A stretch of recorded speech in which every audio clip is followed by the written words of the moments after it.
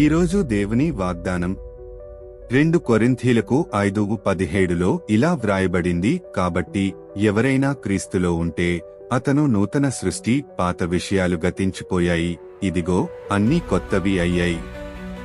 కుటుంబంలో ఎదురయ్యే కష్టాలకు, ఇబ్బందులకు మీరే కారణమని నిందలు పడుతున్నారా? మన వల్లే అభివృద్ధి లేదు అన్న మాటలు, చూపులు మిమ్మల్ని ఒక శాపంగా, పనికిరాని వారిగా భావించేలా చేస్తున్నాయా? కృంగిపోకండి. మనుషుల నిందలు మీ భవిష్యత్తును నిర్ధారించలేవు.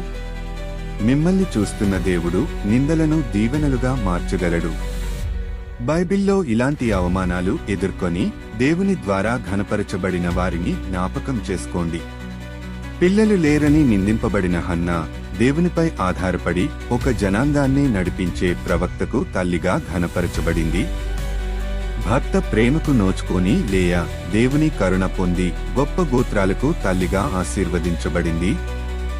నీతో ఉంటే విజయం లేదు అని ద్వేషించబడిన యోసేపును దేవుడు దేశానికే అధికారిగా హెచ్చించాడు.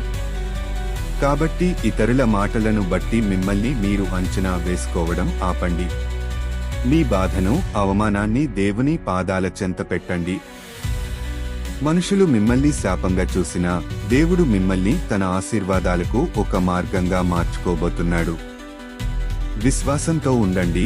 దేవుడు మీ జీవితంలో అద్భుతాలు చేయడం మీరు కళ్ళారా చూస్తారు.